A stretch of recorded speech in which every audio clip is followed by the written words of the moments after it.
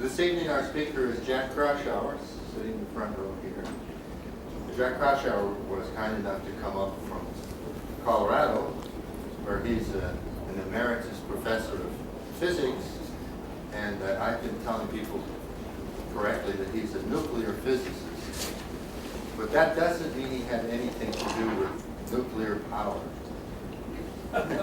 What he did was aim elementary particles at atoms and molecules and shoot them through a cyclotron. In fact, he was the co-inventor of the cyclotron that they have, the builder of the cyclotron at the University of Colorado.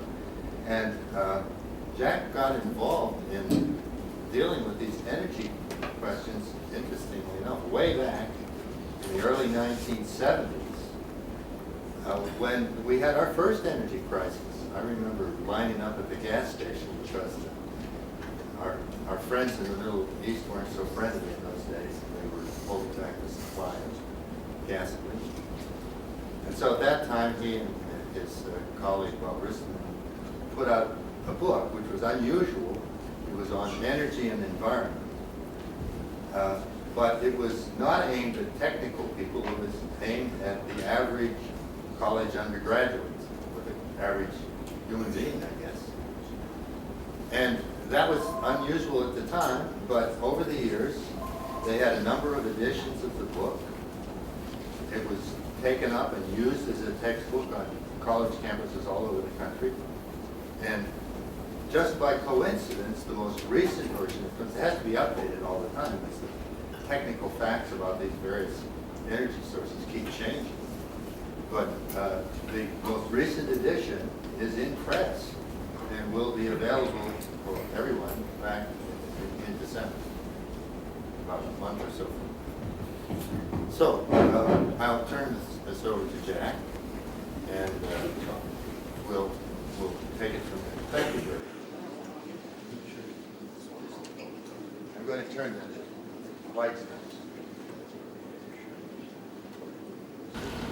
Well, the things we'd like to talk about, or I'd like to talk about tonight, are listed here. They're rather a long list, and I'm not sure we'll get through them all, but we'll give a good try. And I'd like to first talk about energy in general, so we get our feet on the ground for looking at the fossil fuels. And then my favorite is conservation of energy. And finally, we'll talk about renewables, and then some more esoteric kinds of things that might happen in the future, such as nuclear power and hydrogen.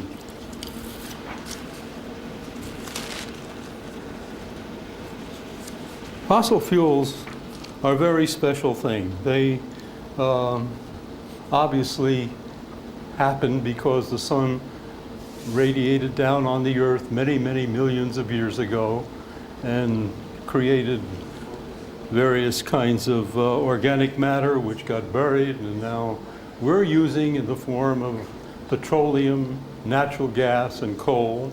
But it's a very unique thing in the history of man. It hadn't happened until 100, 200 years ago, and it won't happen again. We'll be out here someplace, and they will regard fossil fuels as just a thing of the past.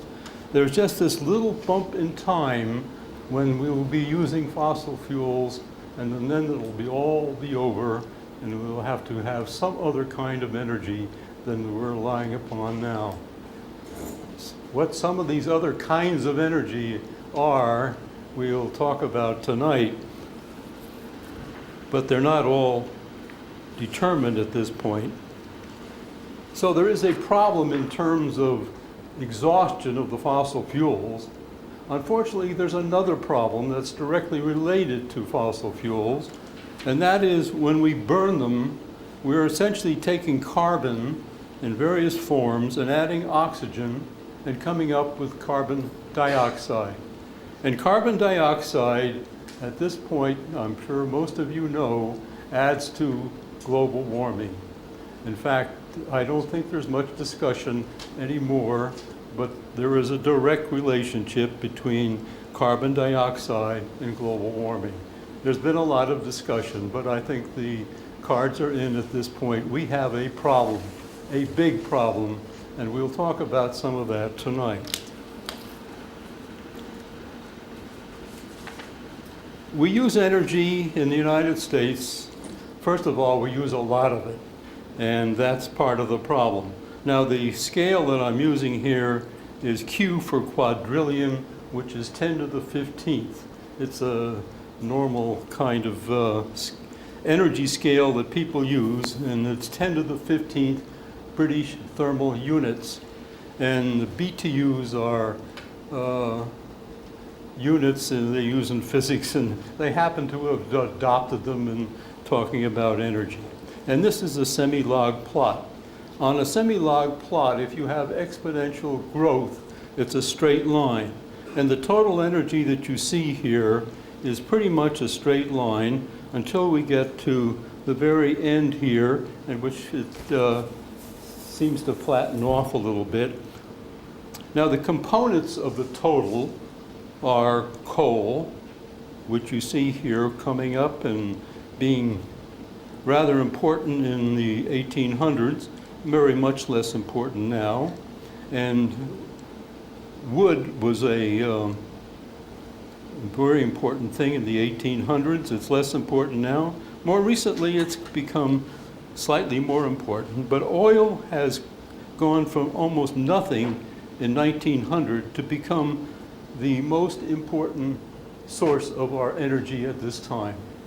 The second most important is natural gas that you see here, and also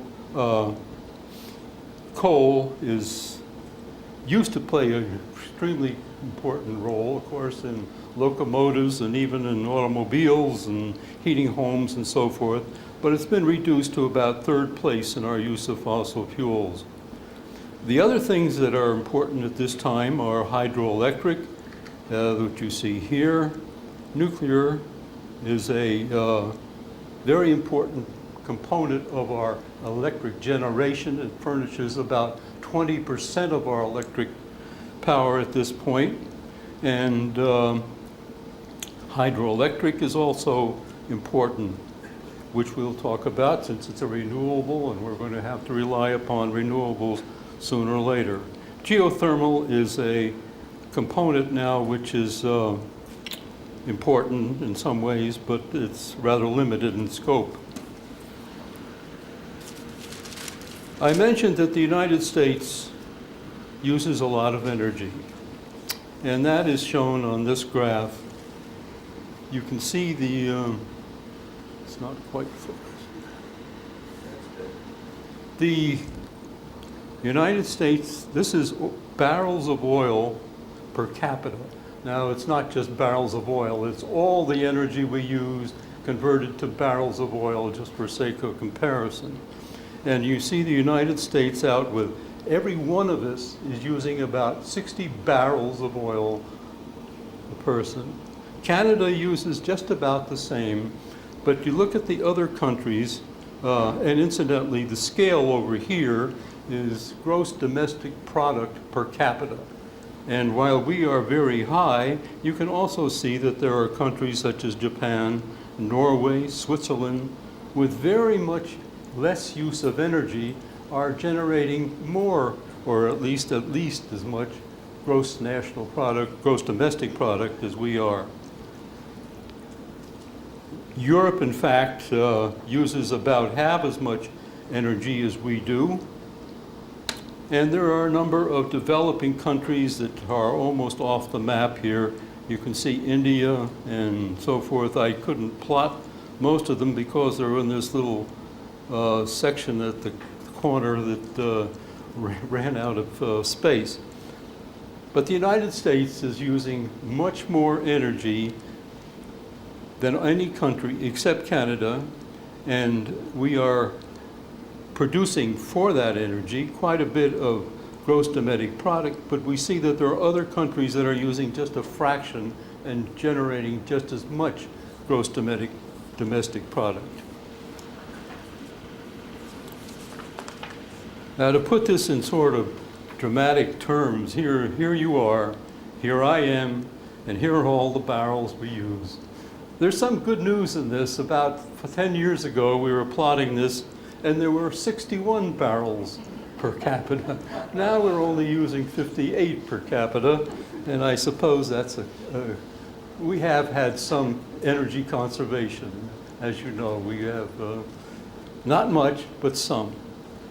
This, in terms of the things that we are using, here is the amount of coal in tons, the amount of natural gas, petroleum, nuclear energy, renewables.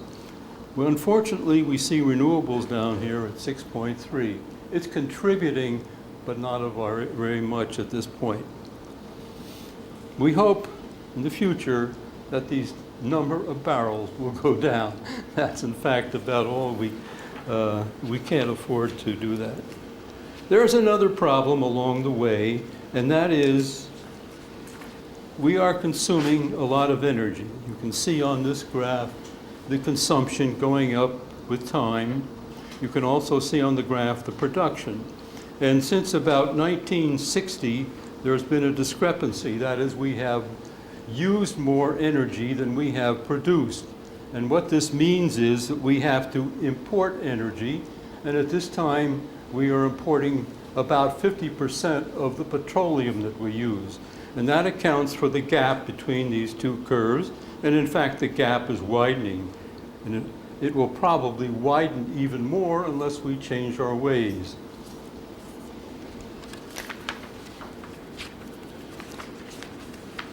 We'll talk individually about each of the fossil fuels, the first of which is petroleum, which plays a big role in our life.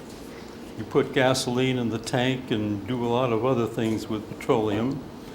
You can see the curve on U.S. production. This is not world production, but U.S. production began with Drake drilling a hole in the ground and water, petroleum coming out and gushing out. And finally, we had automobiles developed about 1900, and so the use gradually climbed and climbed and climbed. People at the time thought petroleum, there was an infinite amount of it. Unfortunately, or I should say Hubbard, fortunately, looked at these things. He was a petroleum geologist and decided that it wasn't infinite. In spite of what all the experts were saying at the time, he predicted that we would reach a peak in 1970, and we did. It peaked out, that is, the U.S. production of petroleum peaked out in 1970 and has gone down ever since. At the present time, we are sort of sliding down the backside of the Hubbard curve, as I say. We are producing less every year. And there is no sign that that's going to change, in spite of many words being said by the present administration. The proven reserves, now proven means that we really understand how much oil is in the ground. It's not speculation, it's defined in very concrete terms. In addition to that, there's an amount of oil which we think we can discover if we are clever and go into new regions and do things offshore and so forth. And that's represented by this 105 times 10 to the 9th barrels. And if you add the two together, you get about 134 times 10 to the 9th barrels of oil that we can hope to produce in the United States. If you divide that by the amount that we're using every year, which is 6.7 times 10 to the 9th, you get a number of about 20 years. This does not mean that in 20 years the tanks are going to shut down, but it means that we have a time scale that is seriously near. Now you're going to say, well, that doesn't include imports, and it doesn't. Since we're importing 58% of our oil now, we'll now no doubt have oil beyond that. But the importation of oil, as we've seen, causes a lot of problems, balance of payments and security from an international point of view. The second most important, well, let me just refer for a moment to some of the solutions that people have. In the most recent energy bill, One of the solutions is to drill more holes. That is to explore the territory of the United States to see if we can't increase the production of petroleum. Well, there's some question to that because since 1982, there has been available about 229 million acres of public land in the West, which people talk about being the place where you might find more oil. And that area is bigger than the states of Colorado, New Mexico, and Arizona combined. During the period from 1989 to 2003, this huge area has produced just 53 days of U.S. oil production and 221 days of natural gas consumption. It looks rather bad, to be honest with you. There is more oil out there, but it's getting harder to find. And I think you can see that from the next graph, where I've shown the major oil-producing countries, the non-OPEC and the OPEC. And there's a couple startling things to note here. First of all, the United States, this is the proved reserves that I mentioned a minute ago, but the United States has some 521,000 wells.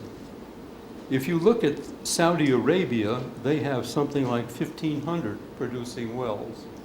What it means is that the producing wells in the United States are not producing very much.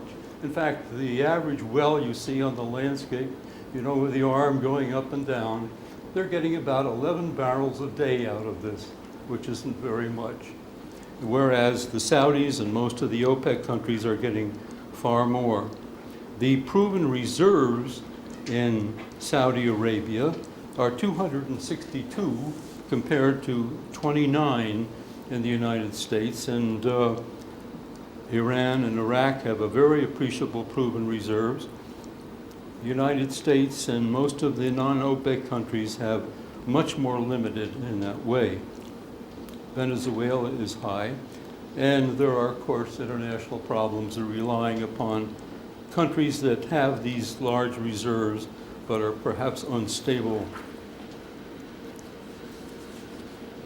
Natural gas is the second most important fossil fuel, and this is a graph of the production just within the United States of the natural gas since 1900.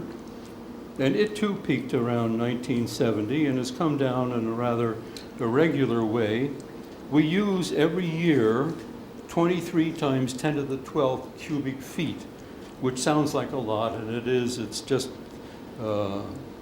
abbreviated TCF, trillion cubic feet consumed every year. And unfortunately, we can't import, or maybe it is fortunate, we can't import very much natural gas because it comes through pipelines rather than the whole of a ship. And at the present time, we're importing about 17% of our natural gas from Mexico and Canada. There is a hope that we can use liquefied natural gas and import that with ships from such places as Trinidad. But liquefied natural gas has its problems, and it's it's expensive and it's difficult. It also has great potential for causing accidents when it touches off. Would cause a very major disaster. The net effect of this is that you need special ports to handle liquefied natural gas. We don't have many, and they're very expensive and hard to come by. Coal is another matter. We have a lot of coal. You have considerable coal in Montana. There's considerable coal, especially in Wyoming, the Powder River Basin, and some in the Midwest.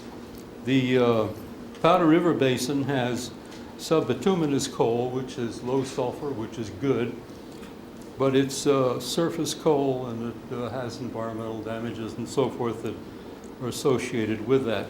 The United States, you can see, has proven reserves which are Well, if you divide the reserves by the present production, you get 260 years. Now that's of course somewhat, if you don't increase the production, that's always a qualifying thing. If you start increasing the amount of coal we use every year, of course that number will go down. But by any standards, 260 years is a very large amount, not only relative to our other fossil fuels, but relative to other countries. It's a tremendous resource, and I know you people in Montana are making efforts to utilize this in other ways. There is one other thing that we should at least discuss in terms of fossil fuels, and that is shale oil or oil shale. In the states of Idaho, Utah, and Colorado, there is a material that contains oil, kerogen, which is not in it, it has to be extracted, it has to be retorted and brought out. And there are certain regions, which are shown here as crosshatch regions, that have an appreciable amount of oil shale, that is 25 gallons per ton, and that's shown here in this little table. If you add that up, these are incidentally regions that have 10 feet thick or greater, and so it is possible to extract this and have a total number of barrels of 2,000. That's compared to the number we showed you before of petroleum, which was about 134 billion. So it's a tremendous resource, but we haven't had any luck, or what we would call luck, or we haven't developed it to any extent at this time. And that's not because we haven't tried, it's because it's very difficult. There are a number of problems. It has an overburden that's very expensive to remove. And when you retort it, that is when you bring out the oil from it by heating it up, it expands. So you can't take the shale and put it back in the hole from which you got it. You have to put it in a bigger hole, and that's of course a big environmental problem. But the net effect is that we have, for many years, that at least people that are involved with it at least, feel that we will not be extracting more than 100,000 barrels per day, which is trivial compared to our needs. And there are other problems in this area. As you know, it's a very arid area, and there's a lot of water involved in trying to extract shale oil. And the energy density for shale oil is very much less than coal. So you have to have some special reason for going after this particular fossil fuel. There is a new technique that has been talked about in situ. That is, you put down elements of heating that create the oil within the ground and then extract the oil without bringing out the shale and retorting it on the surface. That is something that people are looking at, but it hasn't happened yet. And I think this projection of 100,000 barrels a day being possible in many years is probably an accurate estimate for the time being. Now, our northern neighbor, fortunately, has another kind of fossil fuel called tar sands. Tar sands are bitumen attached to sand. They're a sticky tar-like substance which is attached to sands, and they have to take this out of the ground and take it over and retort it, that is to heat it up and get the oil out of there. And they have been very successful with this. At the present time, they are producing 920,000 barrels a day. And the total resource of tar sands is thought to be about 300 billion barrels. Now that's less than the 2,000 billion barrels we mentioned for shale oil up here. But the tar sands people are in business. They are in business today. They're selling it. They're making money from it. And shale oil is not in that category. It's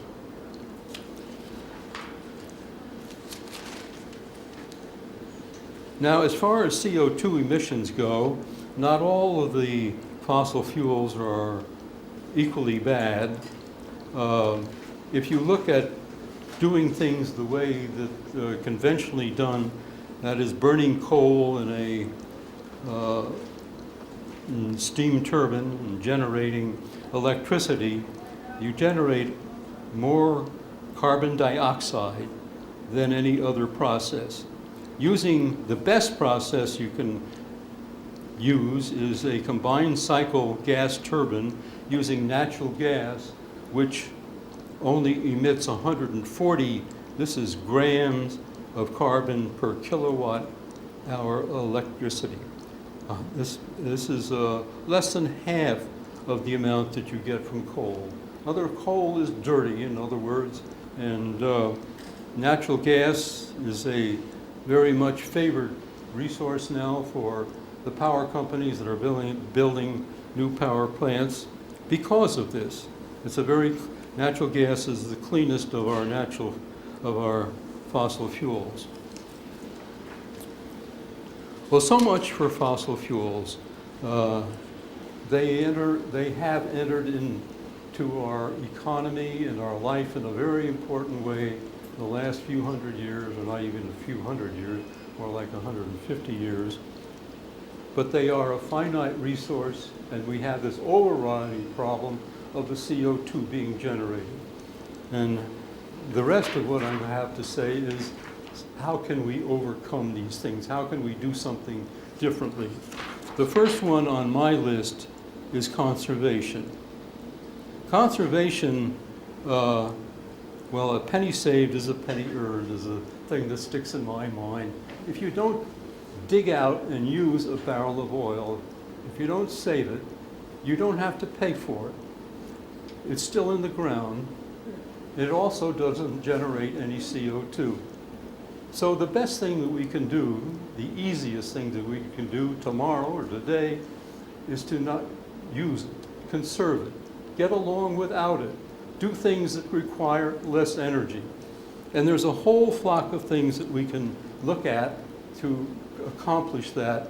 I don't have time tonight to go through all of them. I'll talk about two of them: energy conservation in the home and transportation. They're both important, and but I don't mean to say that those are the only things that can be done. There's a whole host of things that can be done in the industrial sector, which could make a lot more difference perhaps than what we can do in the home. If you look at how we use energy in the home, space heating is the most important, just providing the warmth that we need. Water heating is the next important, and most of us out here in the West use natural gas. Back east they use fuel oil more. In some places they use electricity to accomplish these things, but that's far less. And these are some of the appliances and so forth that take place. As far as space heating goes, I'm sure you've all looked at weather stripping and insulation on your home. All I'm saying is there's a lot more to be looked at in that case.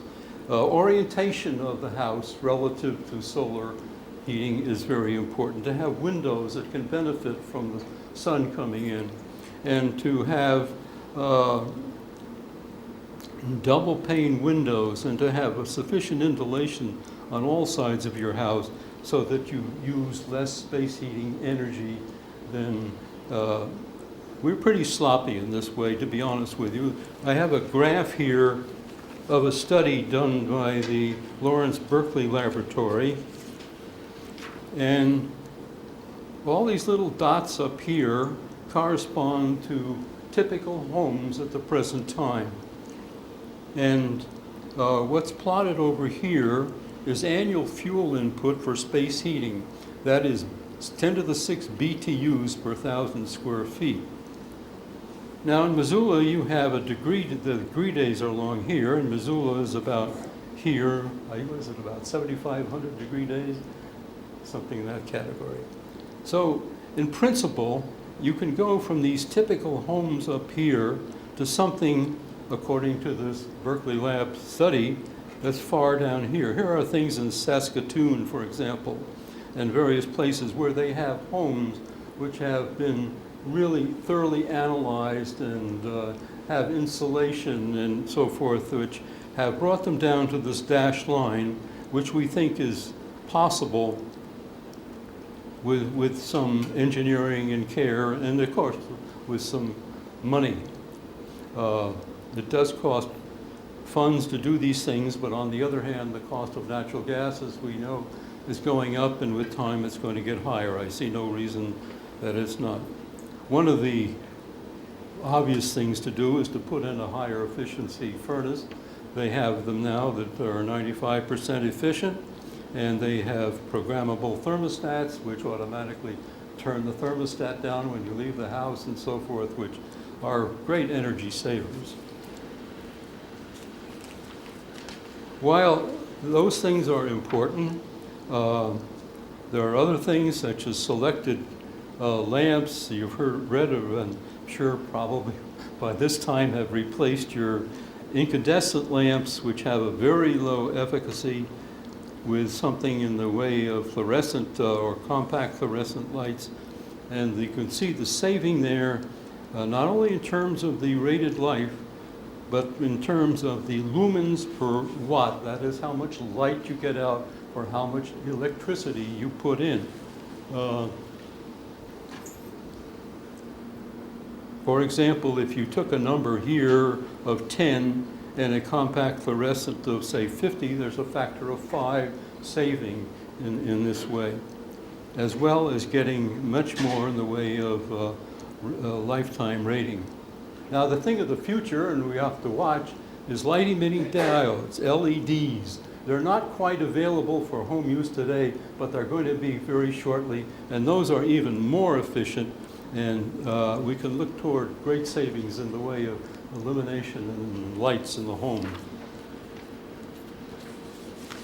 This is a list of some of the appliances that we have in the home, and it not only lists the kilowatt hours and the number of dollars that you pay for these things, but it also lists the amount of CO2 that comes from the use of these things. Air conditioners, well, I shouldn't say it's the worst. Water heaters are worse.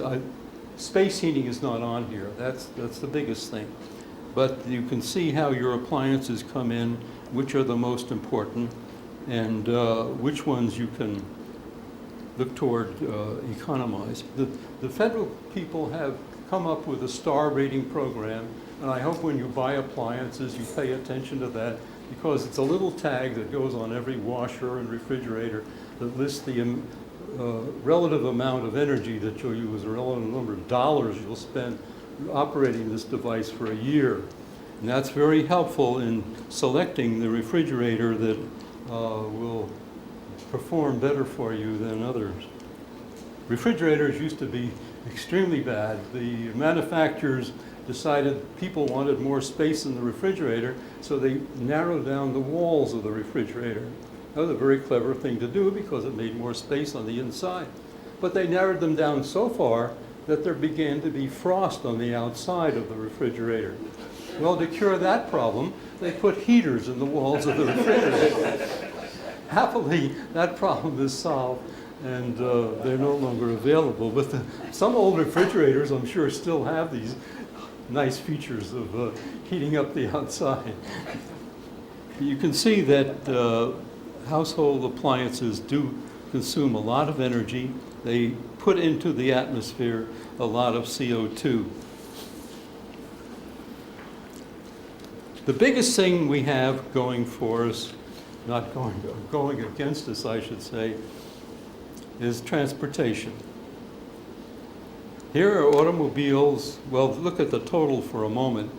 This is 26 QBTUs, and if you remember from one of the first graphs I showed, we are using 100 BTUs, QBTUs. So in transportation in the United States, roughly a quarter of our energy is going into transportation.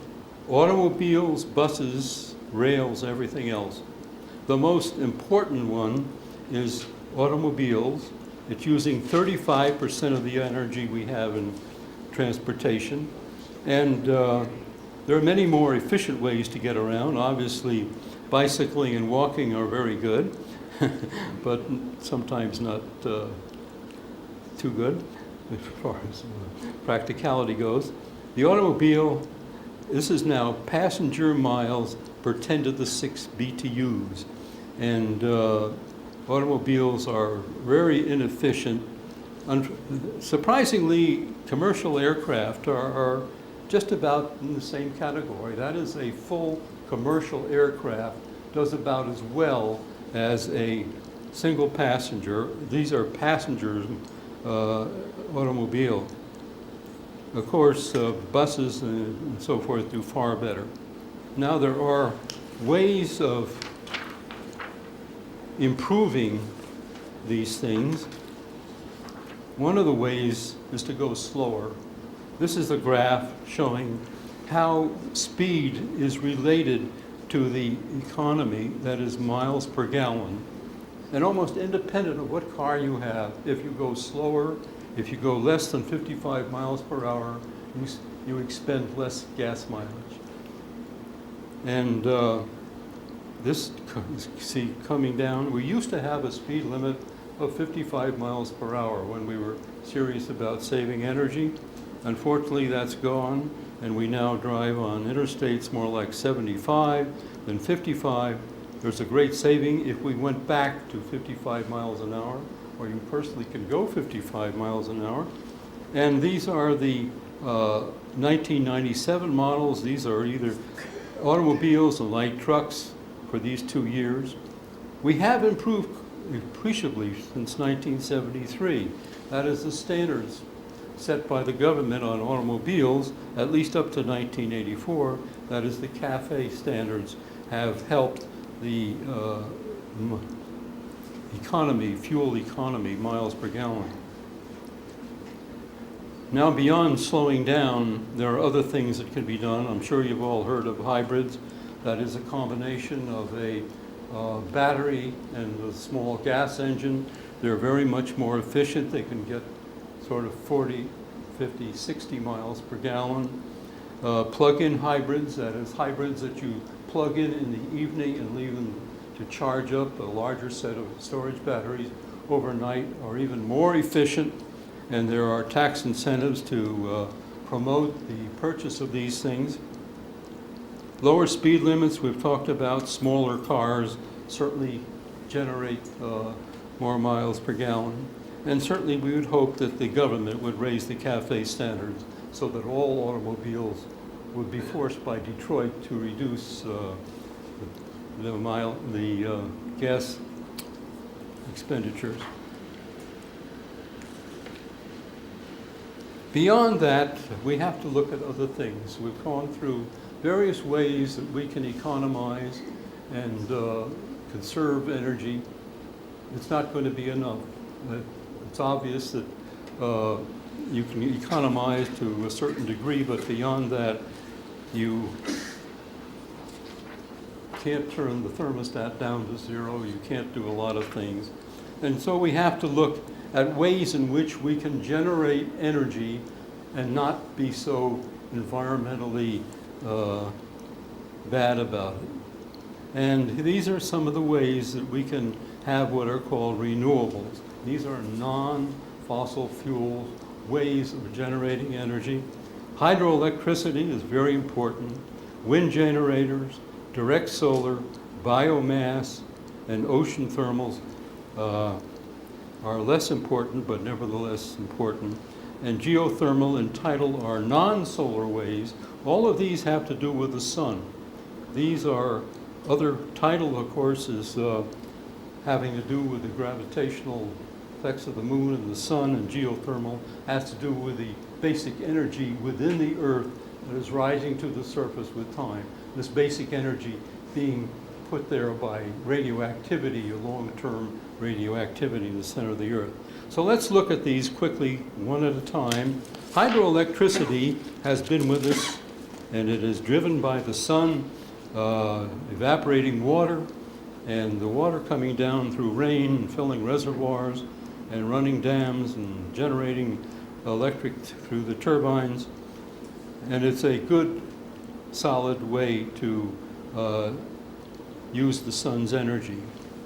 Unfortunately, there are a finite number of dams in this country that are places where we can construct such dams, and this is beginning to show here. This curve is red over here. This is the hydroelectric energy, and it's wobbles around a lot, but it hasn't really increased very much since about 1970, and I think you probably appreciate that. We haven't had any really big new dams to speak of. Now, the percentage of hydroelectricity goes down. It goes down not because we're using less hydro, it simply goes down because other energy is becoming more important or dominates more. So that now we're only about 10% of our electricity is generated by hydro. Can we now up that by putting in more dams? It's possible, but not very likely. There are problems that you start to run into. First of all, the greatest potential is up in the Northwest, and it's in Alaska for the most part. But there are problems of silting, that is, silt coming down the river and filling up in the space before the dam, and eventually all dams will, or almost all dams will, suffer from this. That is, their capacity to hold water, and hence their generating capacity will go down as the silting increases. And that's simply taking place wherever you have a dam. And you have a loss of land from the reservoirs. You have disturbance of the salmon fish cycle, and occasionally you have a dam failure, which can be catastrophic. Other countries are more fortunate. Instead of having 10% hydro, Norway has 99%, Nepal 95%, and some other countries very appreciable amounts of hydroelectricity. We are not so gifted, I'm afraid, and I don't really think that these numbers are going to change very much. That is, the 10%. It's not going to become 50% or something very large. Another way we can generate electricity, it's also from the sun, is wind. Wind is driven by the sun coming down and affecting the weather creating wind, and the wind propelling various devices to create electricity. There is a limit to this. The most efficient wind generator you can have goes up to almost 60%. You cannot get 100% energy out of the wind with some device. It's simply theoretically impossible.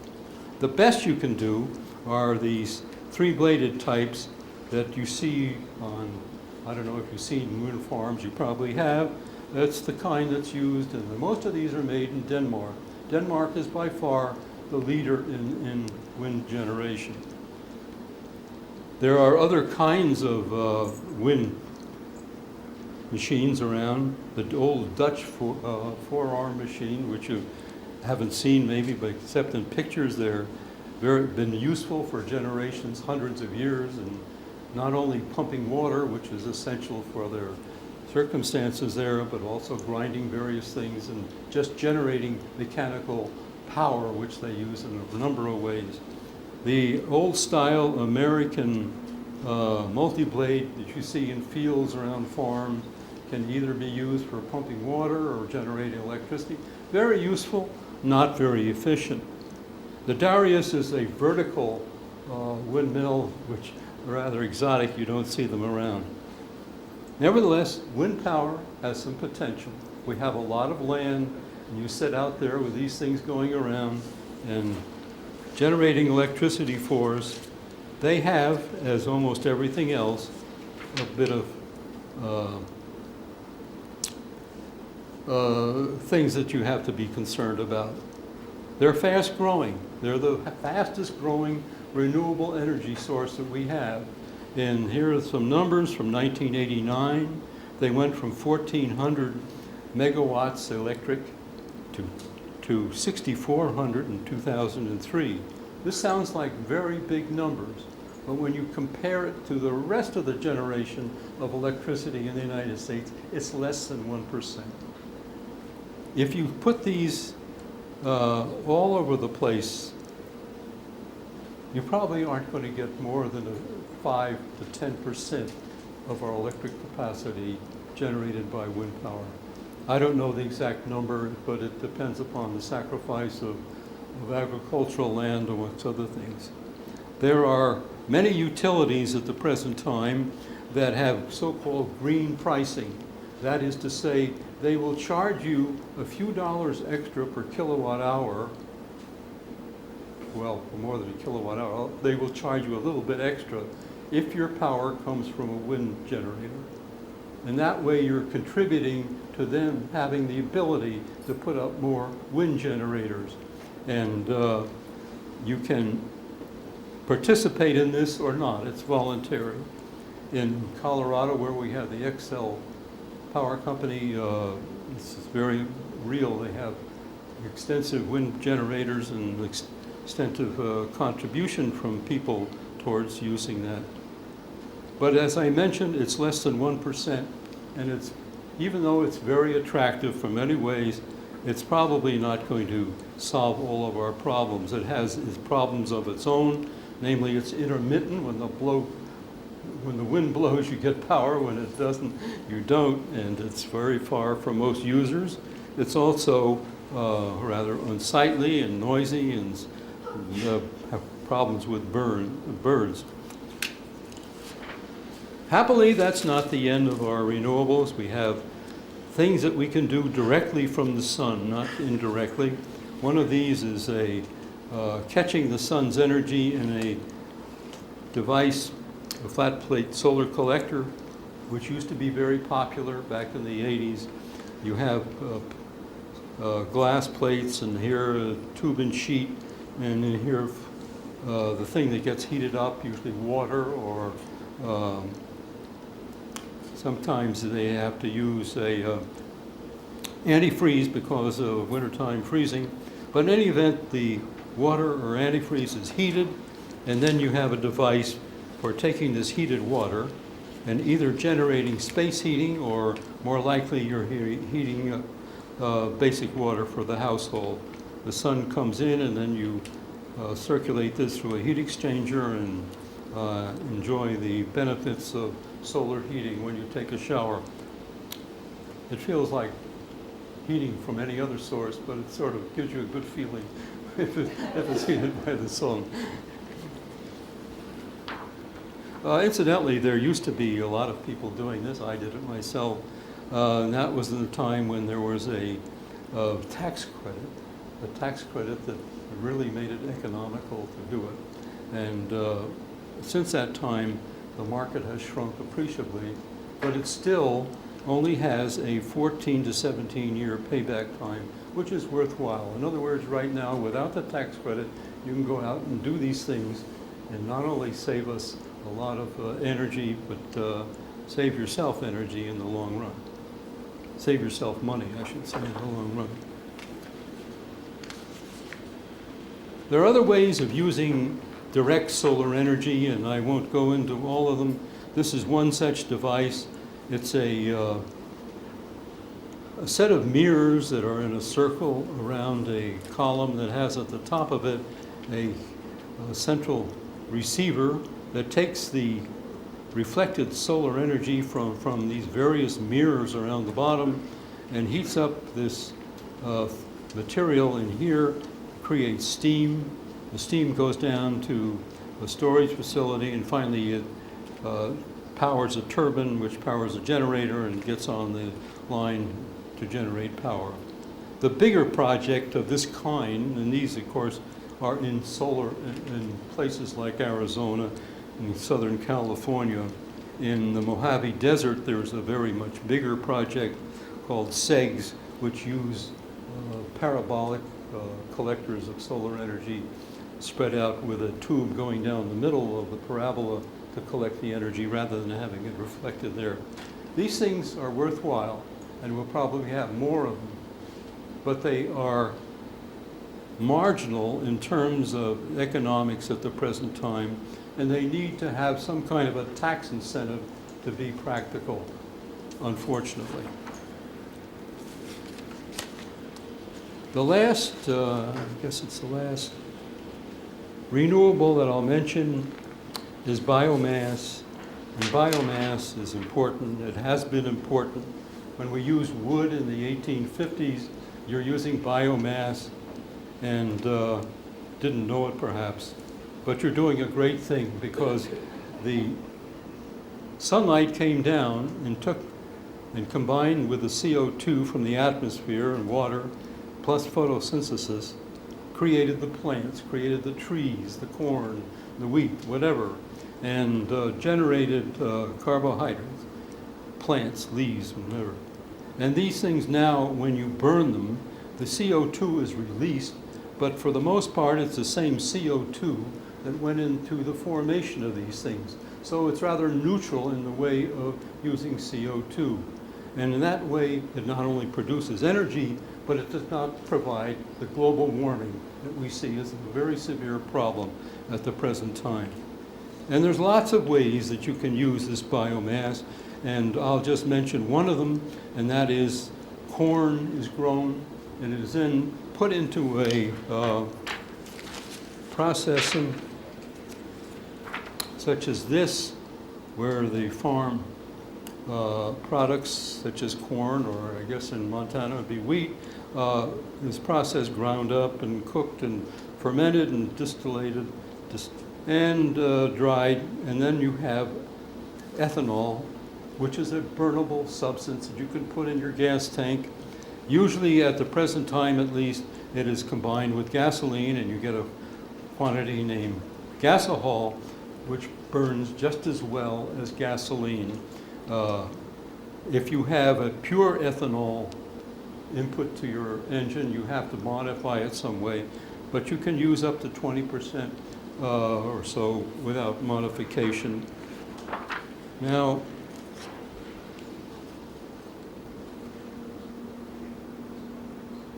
at the present time, there is some 1.6 billion gallons of ethanol produced, and this at the present time is from corn.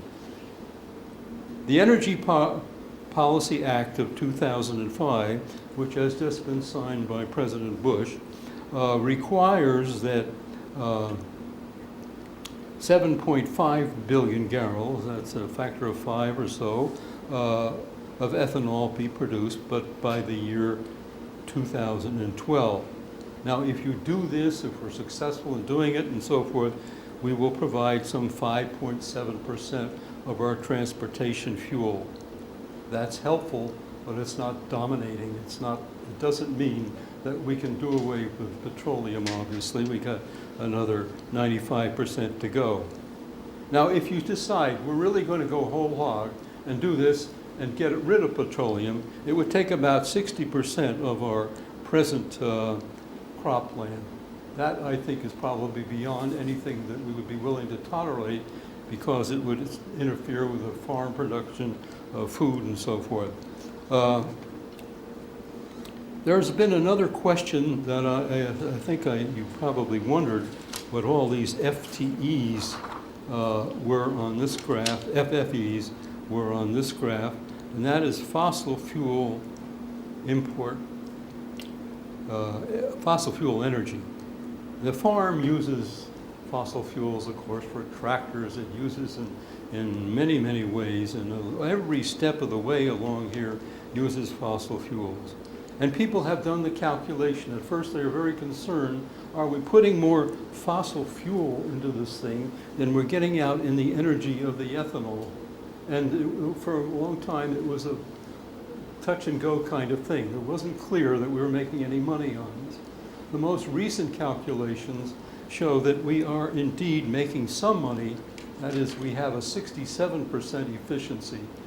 It takes a lot of fossil fuel, but we are generating more energy than we are putting in fossil fuels, according to the USDA, which has made very serious calculations in the recent months. In Brazil, they have a lot of sugar cane. They have gone all out to produce gasoline, methanol in this case, and they are now using 25% of their gasoline is methanol. Next to a hydroelectric, biomass provides the largest of renewable electric power, some 650 megawatt hours in 2002. In other words, even at the present time, it's appreciable, but there's a long way to go because we have a very large electric power requirements in this country. Another way of using biomass is the wood pellets. They used to be very popular. I guess they're coming back now. There's some 600,000 wood pellet stoves, and there are more and more power plants that are being generated by local waste. Some of it is wood. A lot of the paper mills are finding biomass that they can use in generating electric power in a little local power plant that's not on the grid, but it's just right in their own plant, and they furnish use the electricity that they need for production of paper. So these things are increasing. It's going to be difficult to replace fossil fuels, however, and we look toward other things. One of them, another direct solar input, it's really ideal in a way. It's a little semiconductor chip. Solar radiation comes in on N-type silicon and P-type silicon. Between the two of them, with radiation coming in, you can generate an electric field and hence generate current and voltage. In other words, the sun directly produces electricity. There's no windmills, there's no biomass. It's ideal. Unfortunately, it's expensive. That is to say, these are a number of ways at which you can make a photocell. The one that people think about is just a single crystal silicon, and that has a manufacturing cost of some $3 to $4. That's a lot. It doesn't perhaps sound like a lot to you, but it is in terms of generating power for the grid. It's out of question at the present time. It is not out of question for remote places where you might want electric power and they're far from the transmission lines, and it's more economical to generate it this way than it is to bring in a power line and so forth. But you need to get this price down through improvements to this device, increases in the efficiency and so forth, so that this number, instead of being $3 to $4, is $1. If you get to that point, we're in business. That is to say, people will seriously start using photocells to generate electricity for the grid. But the magnitude of the present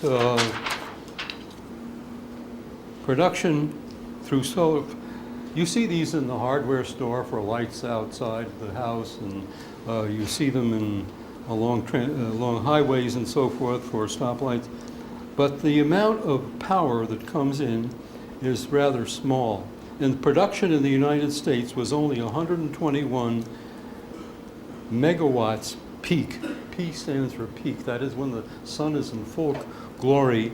The total production in the present time is only 121 megawatts. You know, we have power stations which are 2,000 or 3,000 megawatts. That's a typical size of a power company. And if we get them down to $1, we'll find a much bigger market. Coal-fired plants, for example, are down in the range of $0.08 to $0.22 per kilowatt hour, and photocells are, factors of 5 to 10 higher than that at the present time. It's a renewable source of the future and is going to play its role, I'm sure, as the efficiency is increased. Geothermal is a rather esoteric thing, but nevertheless it is important in local places. Heat flows through the from the center of the Earth outward, and there are certain places where it's very high. And there are, at the geysers in California, a plant that has 2,000 megawatts electric at the present time, but unfortunately it's going down. This is not a really renewable resource, because you tap a certain region where the geothermal energy goes down with time as you make use of it. Tidal energy is very restricted to a few places, but there is the Bay of Fundy that you probably have heard of that could be developed to produce 15,000 megawatts for both Canada and the United States. And one hopes that that'll be done. Forget about it. Now, if we add all of these things up, or take a look at the scorecard at the present time, that is in 2003, these are the QBTUs that we are getting at this time. And I remind you of the first graph or so that we showed, where the total US is 100, roughly, QBTUs. So if we add all of these up at the present time, we're getting 6 QBTUs, sort of like 6% renewables at the present time, and that's of course about 6%. One hopes that these things will increase with time, and I'll try to give you a picture of some of the more likely places where they could increase. Now, there's two other things in our bag that we can look at, and we'll only do it very quickly. And that is nuclear energy, which you've heard about and know. 20% of our electric power at the present time comes from nuclear energy. It's not something of the future. It's here. It's been here since the 1960s or so. And this is just a diagram of a nuclear reactor, and the reactor fuel is in here. These are fuel rods with enriched uranium-235 in it, and they undergo fission and create heat, and steam comes out and you run a generator and so forth. This is not renewable in a complete sense, but I'll talk about that in a second. It is not a fossil fuel. It does not add to our carbon dioxide. We have 104 power reactors. We have more power reactors in this country than any other country, even though France has 78% of their electricity generated by power reactors. We have just so much more electricity power generators than they do. But there have been no waters since 1978, and the reason for that is it costs too much, and there are also problems that I'll look at with you in a second here. These problems are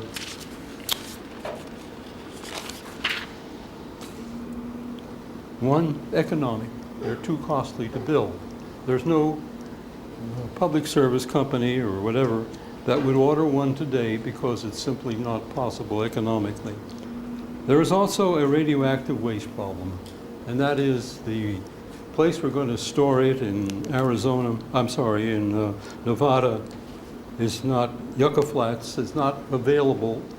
There have been political problems with getting, physically it's available. They have dug the holes, they've shown that it works. The NRC has approved of it, but because the government of Arizona has required further restrictions, it has not happened, and it probably will not happen until about 2012.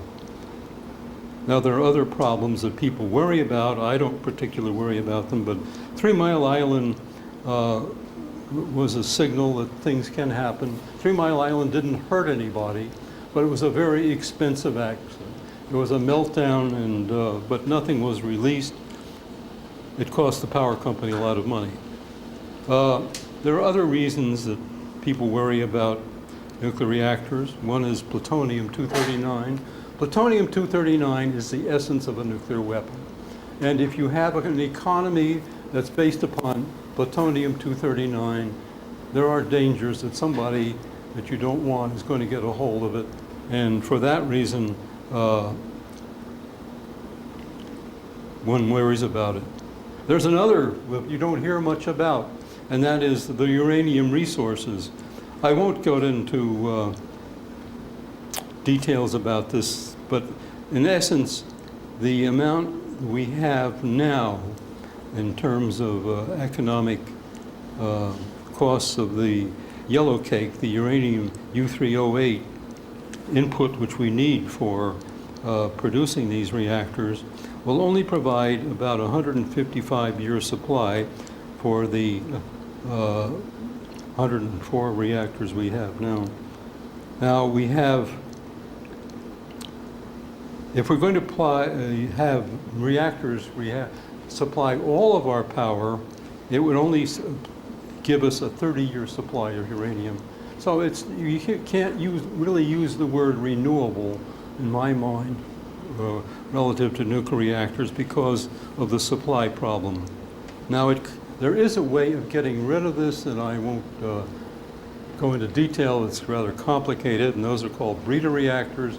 Breeder reactors are ways in which you can produce your own, actually plutonium-239 in the process of generating electricity.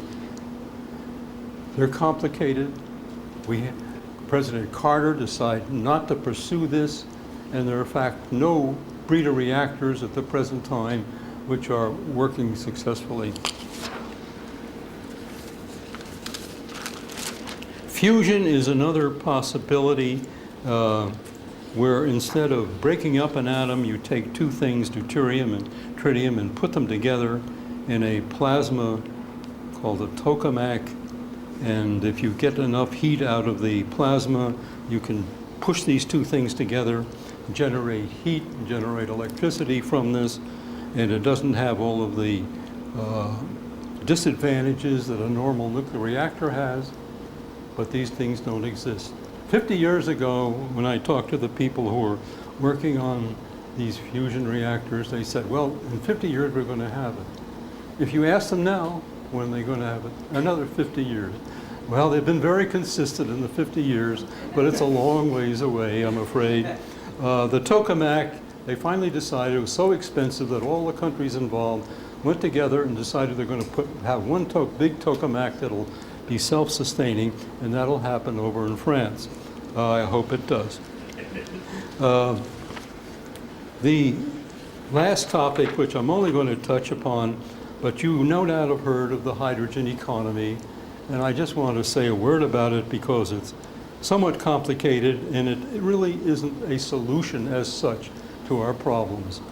It is a way of transporting energy. It is not a source of energy. Hydrogen is a source of energy, but unfortunately it's tied up in a water molecule or some other hydrogen molecule, and you have to expend energy to take it out of this molecule. And that's the appreciable amount of energy. And so you have to have an electrolysis, or at the present time they use steam reforming with natural gas, which really doesn't help us much. And then you have the hydrogen gas that's free. You can pipe that around or turn it into a liquid, and someday either use a fuel cell or put it directly into your gas engine and run the gas engine with it. But that is not here today, and as I say, it is not a form of energy, it's a form of transporting energy, because you can't drill a hole in the ground and have hydrogen come out. It doesn't exist free. You have to make it yourself. Well, I've probably confused you with all of these possibilities, but I've tried to run down lightly what's going to come in the future. And while it's complicated, it's what we have to deal with. And I'm sure these other gentlemen that are here tonight can add or subtract. And Bob, did you want to have questions from the audience now or later? Turn the light on, if it works. Let's see. Before we go on, we have some other transparency here, and we don't have time to show them. But there were a couple of points about them that I thought, Jack, that you and I could briefly discuss. And that is, there are attempts at projection out for maybe the next 20 years to 2025 as to how much of the present use of fossil fuels might be replaced by renewables. And if you look at this on a, you said you had transparency showing that, and then there's some on there, but the fraction that you were able to replace in that time period is disappointingly very small, even going up at an accelerated rate.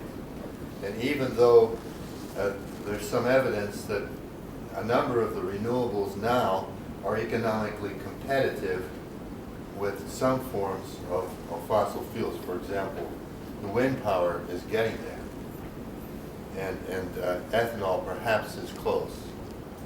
But the gap is going to be very hard to close. Furthermore, from what we were hearing last Thursday, those of you who were here, and some other discussions from people who are involved in the science side of this,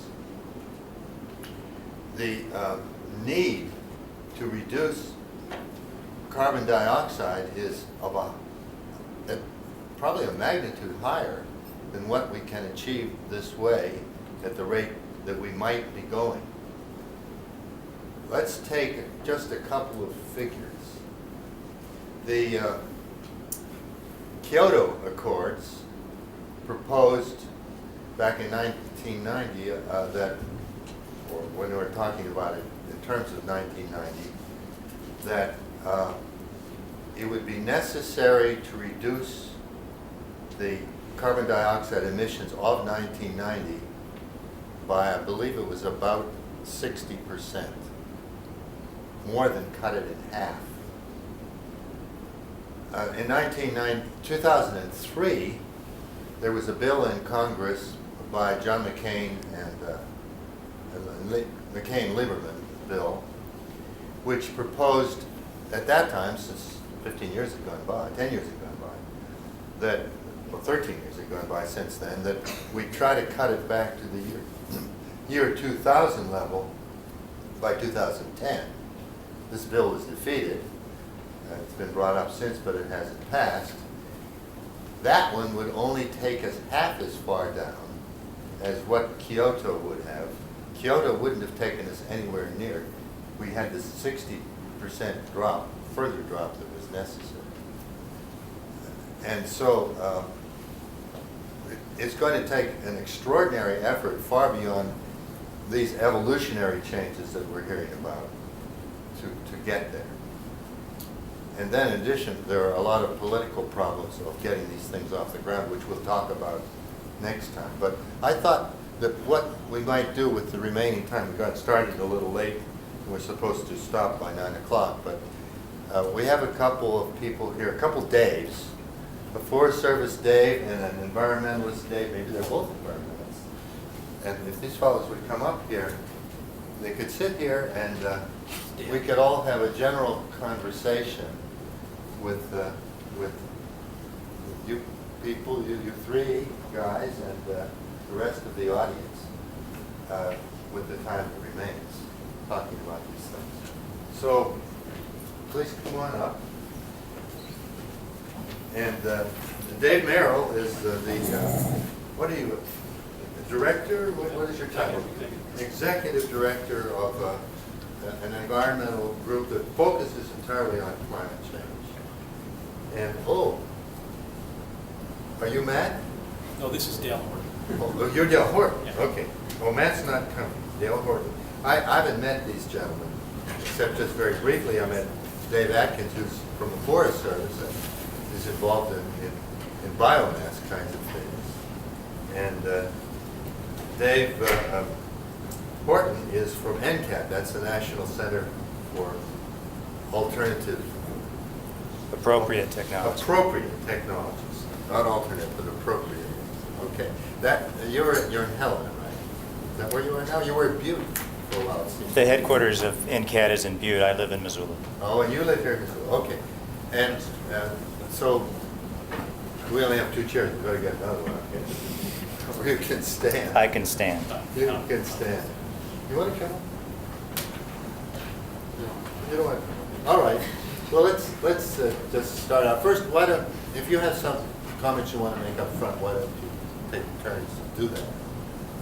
And then we'll involve Jack in response to that, and then we'll get everybody. You have something to say? You want to say?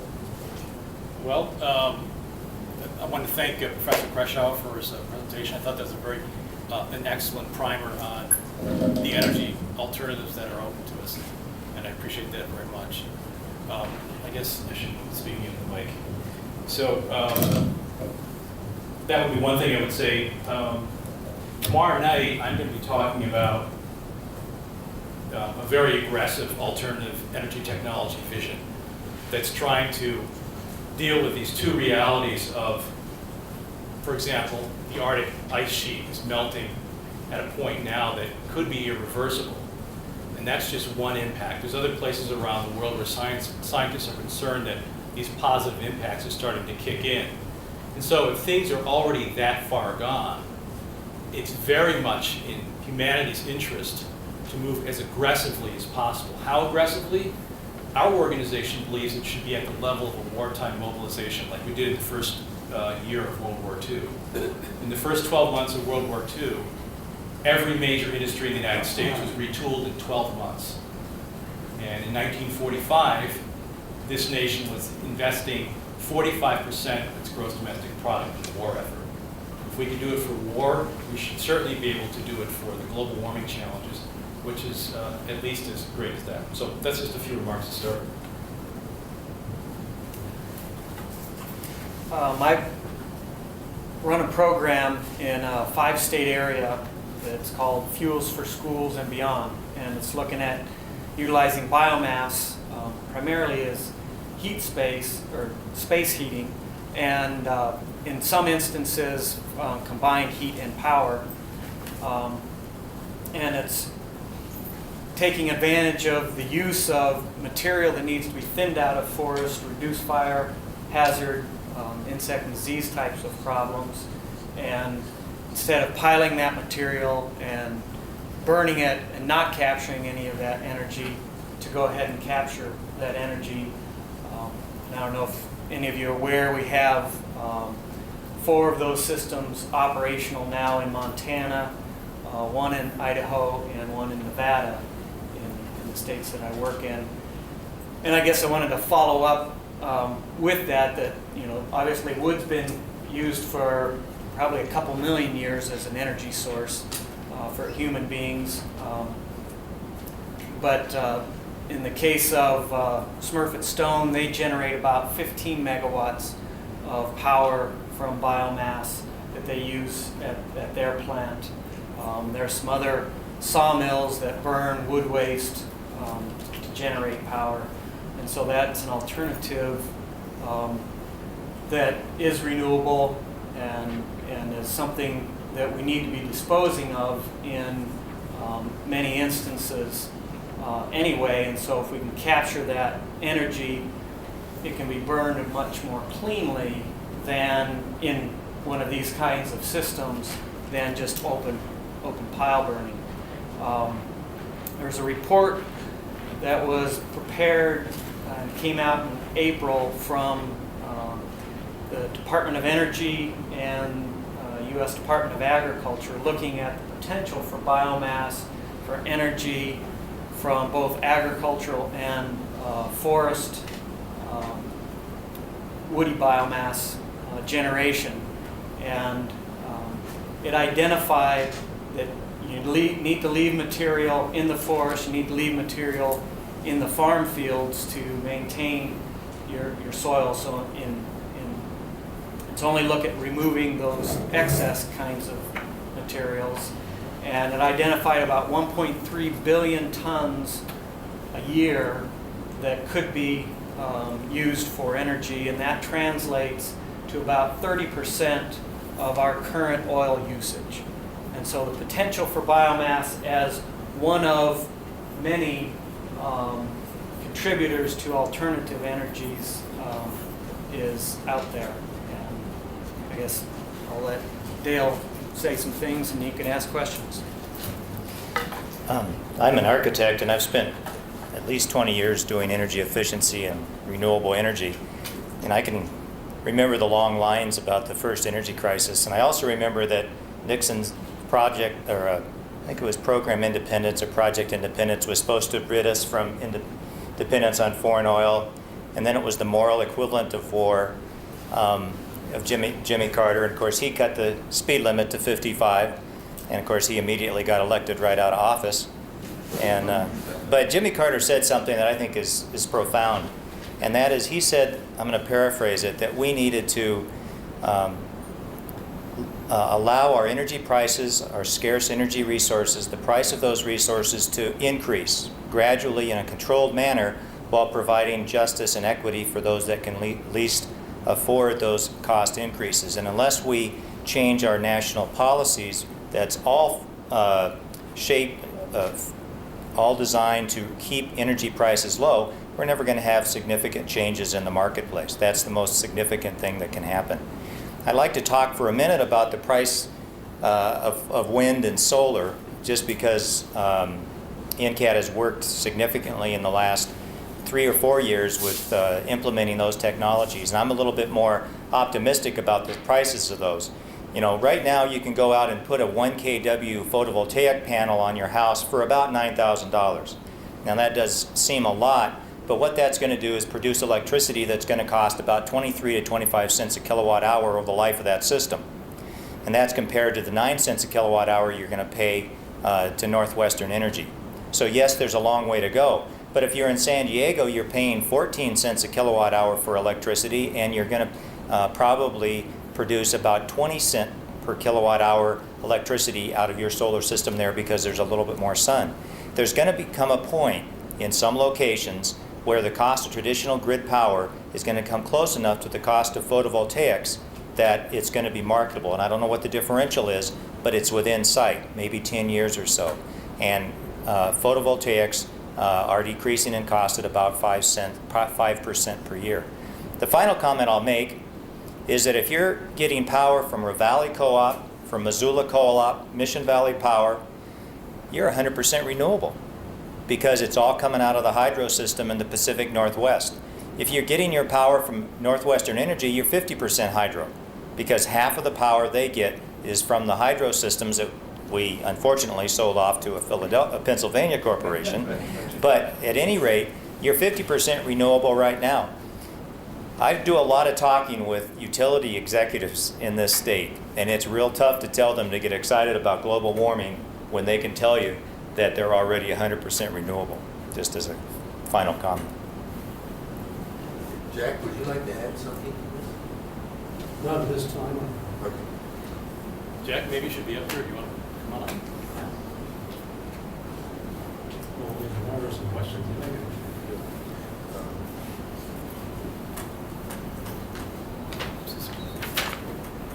Well, thank you.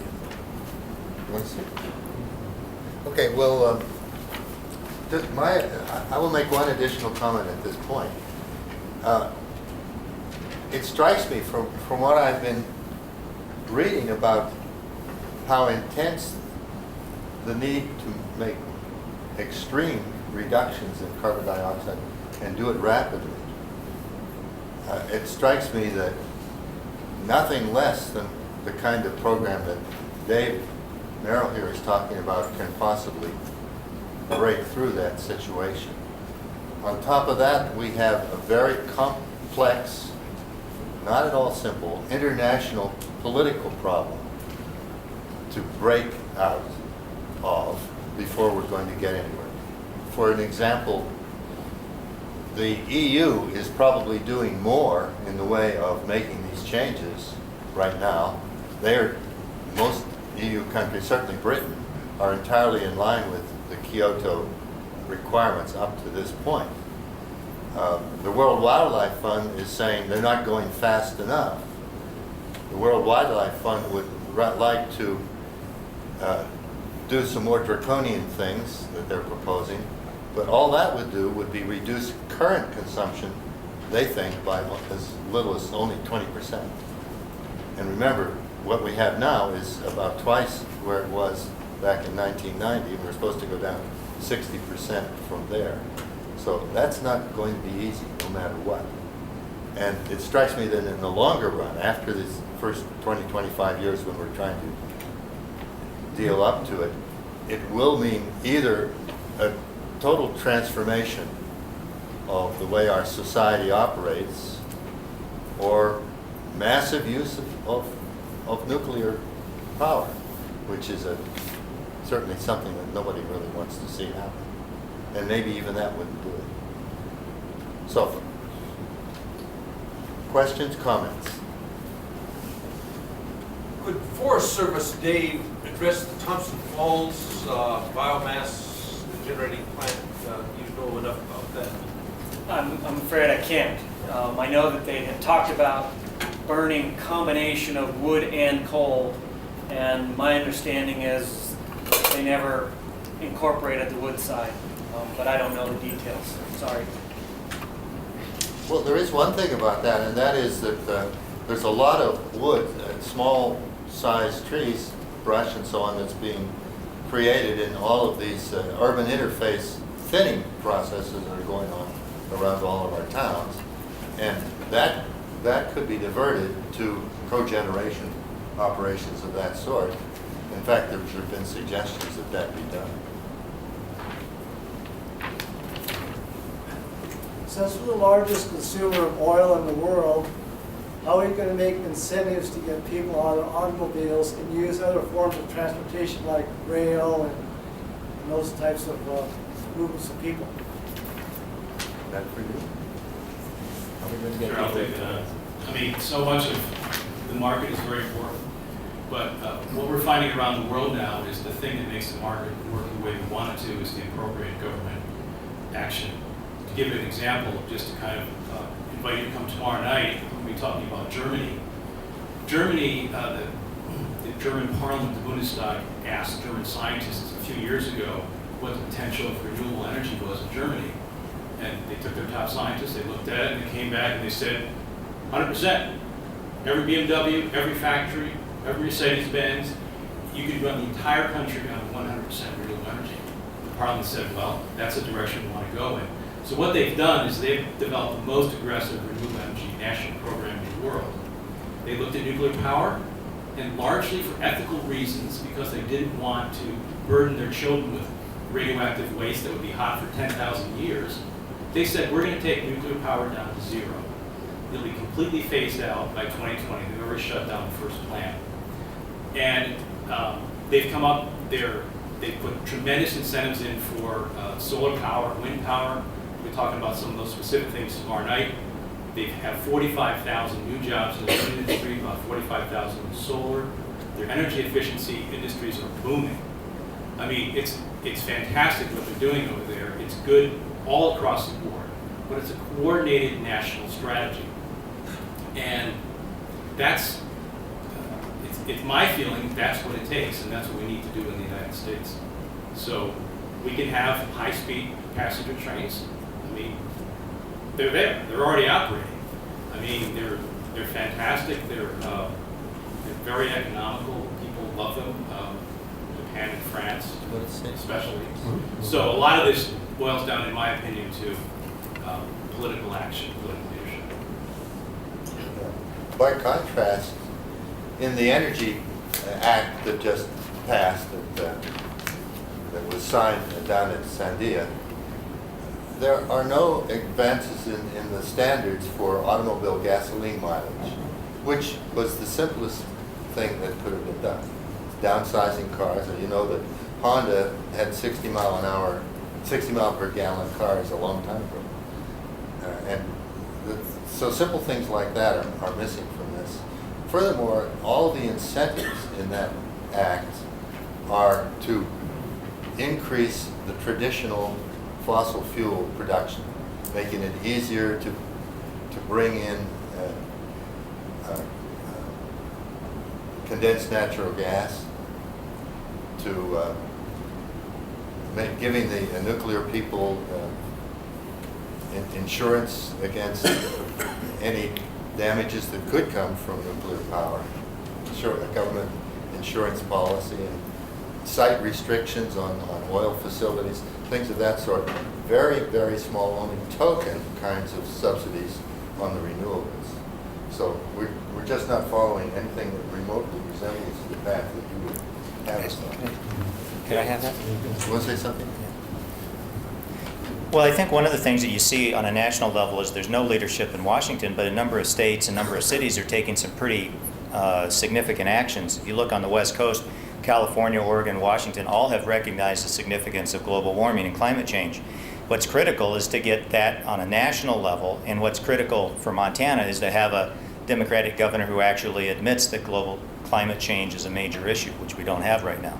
And so I think there are some things that can be done, but ultimately people have to be willing to pay more for energy. And unless we have politicians who are willing to tell people that that's an important part of having a future that our grandchildren want to, environment that our grandchildren want to live in, you know, we can have programs, we can have a lot of good things, but we've got to be willing to pay more for energy.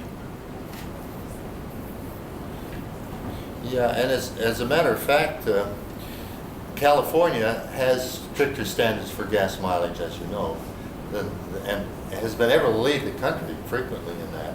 And Washington and Oregon have adopted the California standards, and apparently most of the Northeast states are going to do so as well. And that'll be a critical mass. The automobile manufacturers will have to improve gasoline standards just to meet that part of the market. So we don't have to go through the federal government, and in fact, these regional things might be the best thing we can do, the most effective thing we can do politically. We could, in Missoula, join those cities that have, around the country, there's an alliance of cities that have vowed that they're going to reduce their fuel consumption, their energy consumption. The Northeast states also have been leading the way in terms of making electrical energy more efficient. They have standards, and they're about to do something more there. So working around Washington, D.C. may be part of what is necessary. And as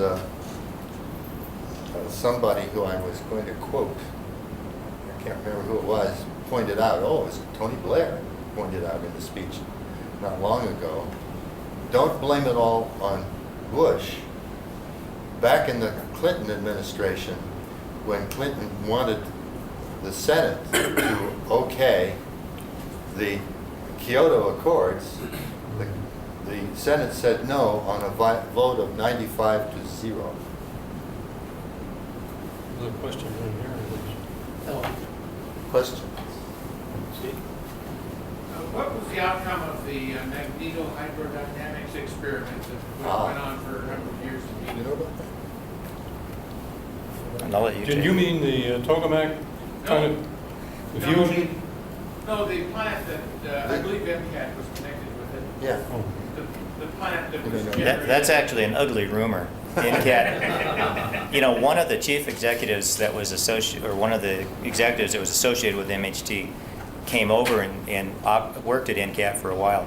But I was asking some folks around Butte that the other day, and it's just a technology that didn't work out. The federal government pumped a lot of money into this technology that was going to burn coal more efficiently. They could never bring it to market. I mean, there's a lot of technologies, as was pointed out tonight, whether it be a fuel cell or other technologies that, you know, offer great promise. But that's one that, as far as I know, is still kicking around at a real low level, but it never reached commercialization. Yeah, I think it's wise to be skeptical about these future technologies. If you were around back in the 70s when the first energy crisis came, there were all kinds of really remarkable advanced technologies that people were developing. Over in Switzerland, they had a system set up with condensers. They would bring the light of the sun in from a large area and use a mirror and focus it on one point. There was even a plan to have satellites up there which would collect energy above the stratosphere and then would convert it into a laser beam to send it down to Earth. None of those fancy kinds of technology ever came to reality, and we ended up back with the very straightforward, simple kinds of things that Jack was describing this evening, and which are probably still our best hope. Bob, I don't know whether I want to let you get away with your mentioning the vote that was taken at the end of the... Did I get that wrong? Did No, Tony get that that's wrong? fine. But I think you would agree that if a vote were taken today, there would be a lot better, a lot more people voting for Kyoto and other rational approaches to the problem. That perhaps were the case when Bush first came into office. And despite all the good that states, cities, or regions can do, I think you'd have to agree that the overwhelming influence of Washington, not only here in the U.S., but around the world, requires a regime change right here in the United States. And not in Helena, is that still true? Well, you know, one of the things that came up in the energy bill this time, first of all, the Senate passed last year, I think, a sense of the Senate saying, yes, we recognize that climate change is, at least in part, the result of greenhouse gases that we are putting out there, and we therefore say that we should adopt, the United States should adopt a mandatory system which would lead us to these changes. On the other hand, that was eliminated from the bill in conference with the House, the bill that passed this fall, and the Senate itself refused to pass the McCain-Lieberman bill. So I don't know how far they're ready to go, but it's not too far. And I also think that these regional groups and the cities and the states in the region should not be simply dismissed. I think that that is our best chance of getting something done in the next 3 years, before there is a regime change. Because I don't think we're going to get anything out of Congress in that time period. Oh, I have a question for Dave. First of all, the wood that's being used in the cogeneration plant, is that from forest thinning, or what's the source of the wood? The source of the wood comes from a variety of places.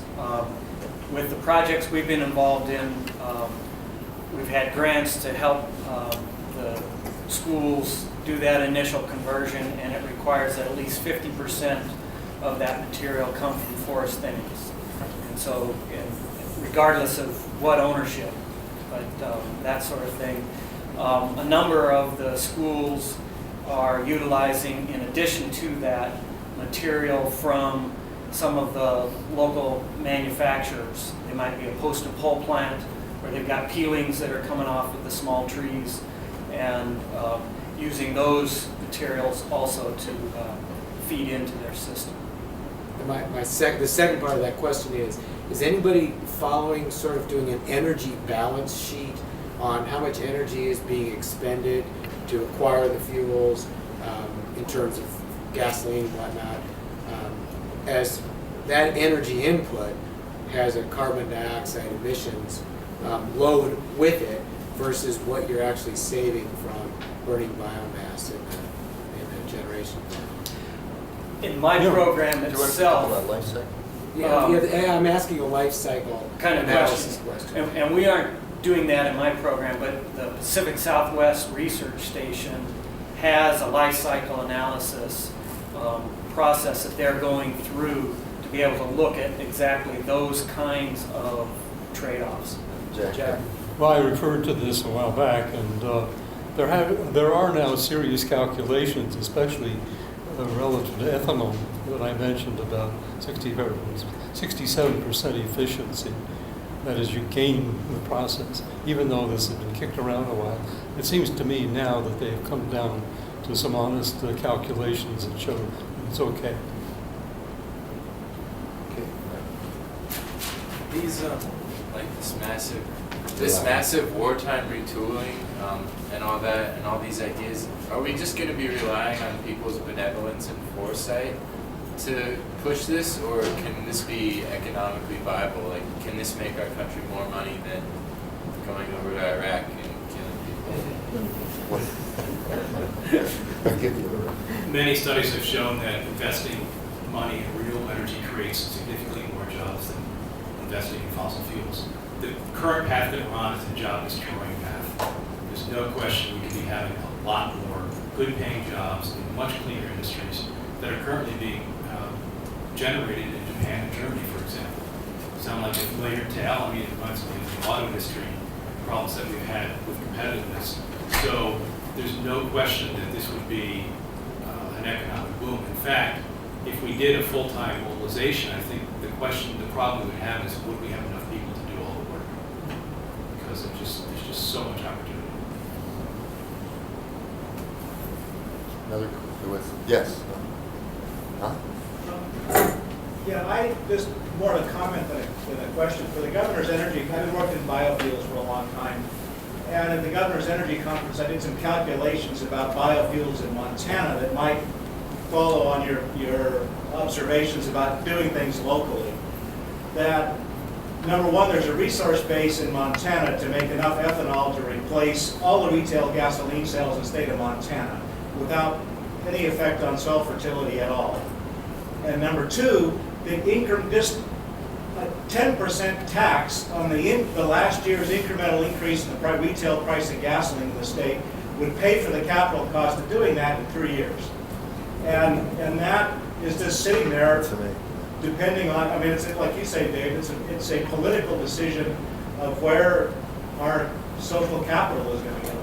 And that's what we need to have a policy discussion about. Technology is not an issue with transportation fuels at over $2.50 a gallon at retail. Biomass is economically competitive with any incremental petroleum source.